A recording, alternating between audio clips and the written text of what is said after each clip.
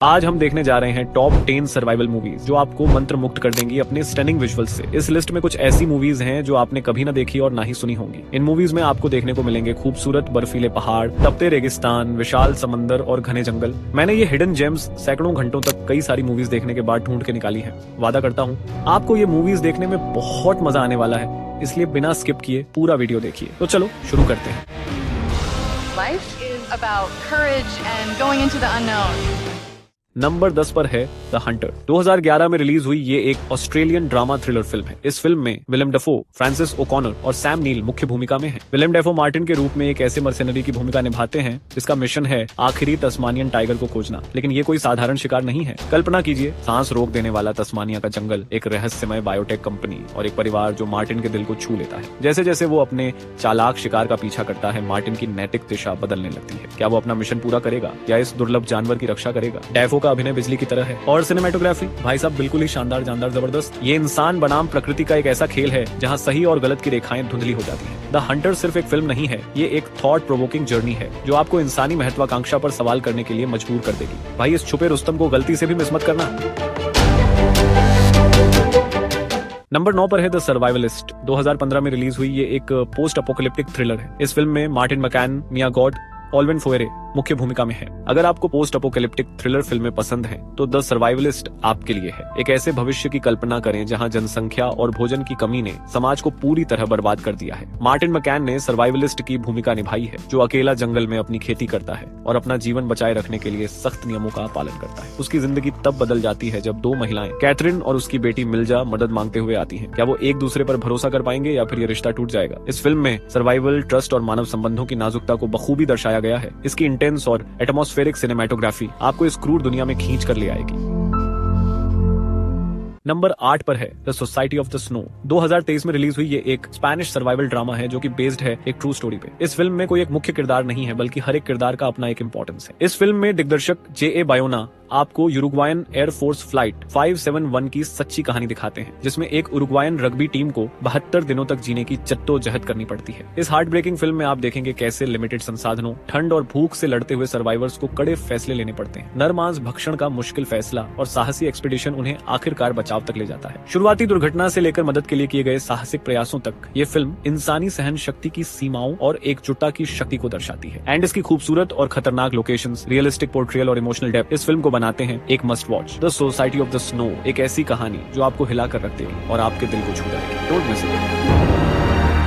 Number 7 पर है the way back. द्वितीय विश्व युद्ध के दौरान पीटर वेयर की फिल्म द वे बैक एक ग्रिपिंग हिस्टोरिकल ड्रामा है। इस फिल्म में एड हैरिस, जिम स्टर्जेस, सर्शो रोनन और कॉलिन फेरल मुख्य भूमिका में है। ये फिल्म साइबेरिया के सोवियत गुलाग यानी प्रिजन से कैदियों के भागने की सच्ची कहानी पर आधारित है। जनुष नाम का पुलिस सेना अधिकारी अलग अलग बैकग्राउंड के कैदियों के साथ मिलकर कैद से फरार होकर 4000 मील दूर ब्रिटिश कंट्रोल्ड भारत में जाने का प्लान बनाता है। ये यात्रा बर्फीले साइबेरियाई जंगलों, तपते हुए गोभी रेगिस्तान और हिमालय की ऊंची चोटियों से होकर गुजरती है। इस दौरान वो ठंड, भूख और फिर से पकड़े जाने के डर से जूझते हैं। आपसी संघर्ष और विश्वासघात के बावजूद उनकी दोस्ती और दृढ़ निश्चय उन्हें आगे बढ़ाता है। फिल्म आशा, स्वतंत्रता और इंसानी सहन शक्ति को एक एपिक अंदाज में दिखाती है। शानदार सिनेमेटोग्राफी और पावरफुल अभिनय के साथ द वे बैक एक इंस्पिरेशनल कहानी प्रस्तुत करती है। इसे नहीं देखोगे तो बहुत अच्छा। नंबर 6 पर है आर्कटिक। ये एक सर्वाइवल ड्रामा फिल्म है जिसे जो पेना ने निर्देशित किया है और इसमें मैड्स मिकेल्सन मुख्य भूमिका में है। कहानी ओवरगार्ड की है जो एक विमान दुर्घटना के बाद आर्कटिक में फंसा हुआ है। वो लंबे समय से अपनी संसाधनशीलता और मलबे से मिली सीमित सामग्री पर निर्भर होकर जीवित है। वो प्रतिदिन मछली पकड़ता है, SOS सिग्नल बनाए रखता है और बचाव की उम्मीद में अपने आस पास के क्षेत्र का नक्शा बनाता है। एक दिन एक हेलीकॉप्टर आता है, लेकिन खराब मौसम के कारण दुर्घटनाग्रस्त हो जाता है। उसमें वो एक घायल महिला को बचाता है जो अब उसकी जिम्मेदारी बन जाती है। महिला की हालत बिगड़ती देख ओवरगार्ड अपने सुरक्षित कैंप को छोड़कर एक कठिन यात्रा पर निकलने का फैसला करता है, जिसका लक्ष्य एक सीजनल रिफ्यूज तक पहुंचना है। इस यात्रा में उसे बर्फीले तूफानों, खतरनाक भूभाग और शारीरिक थकान का सामना करना पड़ता है। यात्रा के दौरान ओवरगार्ड का सामना एक पोलर बेयर से भी होता है। अंत में क्या वो सुरक्षित जगह पहुंच पाएगा? अब ये जानने के लिए आपको फिल्म ही देखनी पड़ेगी। आर्कटिक करेज और उपाय कुशलता की कहानी है। मैड्स मिकेल्सन ने ओवरगार्ड के संघर्ष, हताशा और दृढ़ संकल्प को बखूबी निभाया है। फिल्म की सुंदर सिनेमेटोग्राफी और इंटेंस दृश्य प्रस्तुति इसे एक अविस्मरणीय अनुभव बनाती है। नंबर 5 पर है द माउंटेन बिटवीन अस। 2017 में रिलीज्ड ये एक रोमांटिक सर्वाइवल ड्रामा है जिसमें इड्रिस अल्बा और केट विंसलेट ने मुख्य भूमिकाएं निभाई हैं। कहानी डॉक्टर बेन बास और एलेक्स मार्टिन की है जो एक तूफान के दौरान चार्टर्ड प्लेन के दुर्घटनाग्रस्त होने के बाद हाई यूवेंटास विल्डरनेस में फंस जाते हैं। दुर्घटना के बाद बेन और एलेक्स को सीमित संसाधनों के साथ जीवित रहने के लिए एक दूसरे पर निर्भर होना पड़ता है। शुरुआत में वो अपने घावों का इलाज करते हैं और बचे हुए सामान से एक कैंप बना लेते हैं। जैसे जैसे समय बीतता है दोनों एक दूसरे पर भरोसा करना सीखते हैं और कठिनाइयों का सामना करते हैं। जब एलेक्स बेन को यह समझाती है कि वहाँ रहना बेकार है, वो एक खतरनाक सफर पर निकलते हैं। इस सफर में उन्हें कई चुनौतियों का सामना करना पड़ता है जिसमें एक माउंटेन लायन का हमला और बर्फ पर घंटों तक चलना शामिल है। इस कठिन यात्रा के दौरान दोनों के बीच एक गहरा इमोशनल बॉन्ड विकसित होता है। अंत में जब उन्हें बचाया जाता है तो वो अपने सामान्य जीवन में लौटने की कोशिश करते हैं, लेकिन उनके बीच का बंधन उन्हें फिर से एक दूसरे के करीब लाता है। ये फिल्म ह्यूमन रिलेशंस, लव और सैक्रिफाइस की गहरी कहानी है। ये हमें दिखाती है कि कैसे मुश्किल हालात में इंसान मजबूती और प्यार के नए आयामों को खोज लेता है।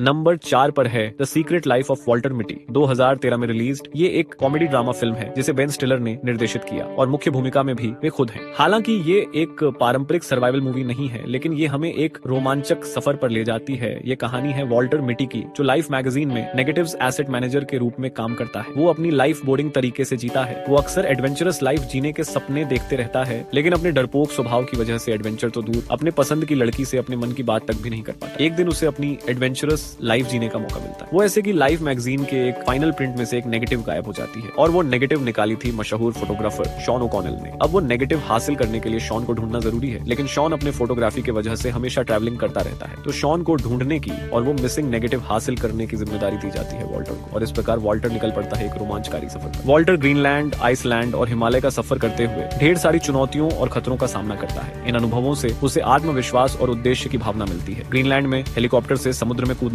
आइसलैंड में ज्वालामुखी विस्फोट से बचना और आइसलैंड की सड़कों पर स्केटबोर्डिंग करना उसके एडवेंचरस सफर के मुख्य पड़ाव हैं। फिल्म के अंत में वॉल्टर की यात्रा उसकी सेल्फ डिस्कवरी और साहस की अद्भुत कहानी बन जाती है जो दर्शकों को इंस्पायर करती है। नंबर 3 पर है in the heart of the sea. 2015 में रिलीज्ड और रॉन हावर्ड द्वारा निर्देशित 1820 में अमेरिकन वेलिंग शिप एसेक्स के डूबने की सच्ची कहानी पर आधारित है। इस फिल्म की मुख्य भूमिकाएं निभाई हैं Chris Hemsworth, Cillian Murphy, Benjamin Walker और टॉम हॉलैंड। इस फिल्म में घटी घटना ने हरमन मेलविल को उनकी नॉवल मोबी डिक के लिए इंस्पायर किया। अगर आप इस नॉवल को नहीं जानते तो मैं आपको बता दूं कि ये एक क्लासिक अमेरिकन नॉवल है। खैर, फिल्म पर वापस आते हैं। ये कहानी एसेक्स के क्रू की है जो नैनटकेट से वेल के शिकार के लिए रवाना होते हैं। कैप्टन जॉर्ज पॉलार्ड और फर्स्ट मेट ओवेन चेस के नेतृत्व में वो वेल के मूल्यवान तेल के लिए खतरनाक सफर पर निकलते हैं। फिल्म में 1850 की एक कहानी भी शामिल है जहां बुजुर्ग थॉमस निकरसन एसेक्स के जीवित बचे व्यक्ति युवा हरमन मेलविल को अपनी कहानी सुनाते हैं जो आगे जाके उनकी नॉवेल मोबी डिक लिखते हैं। फिल्म की मुख्य घटनाओं में शामिल है यात्रा की शुरुआत में एसेक्स का नैनटकेट से आगाज और कैप्टन पॉलार्ड और ओवेन चेस के बीच तनाव, विशाल स्पर्म वेल का एसेक्स पर हमला और जहाज का डूबना, समुद्र में जीवित रहने की कोशिशें और क्रू का भूख, प्यास और खतरों का सामना करना, हेंडरसन द्वीप पर अस्थायी राहत और फिर से समुद्र में लौटना। ये film human conflict, ethical dilemma और नेचर की इनविंसिबल फोर्स को दर्शाती है। इसके विजुअल्स देखकर आप दंग रह जाएंगे। इस फिल्म को जरूर देखिए।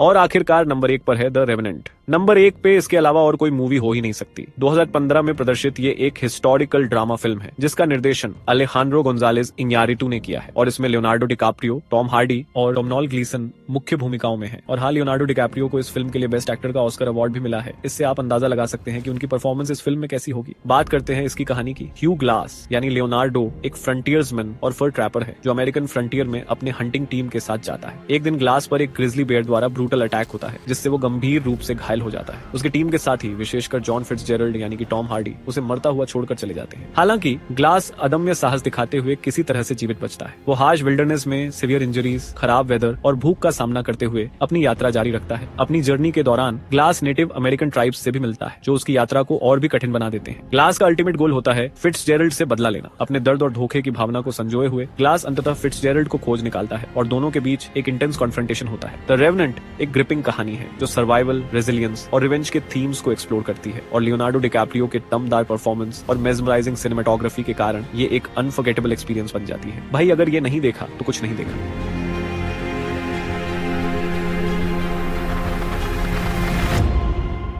तो गाइस, कैसा लगा वीडियो कमेंट्स में जरूर बताना। और हाँ, बहुत मेहनत लगी है यार इस वीडियो को बनाने में, सो प्लीज लाइक और सब्सक्राइब जरूर करना। चलो देन, मिलते हैं अगले वीडियो में।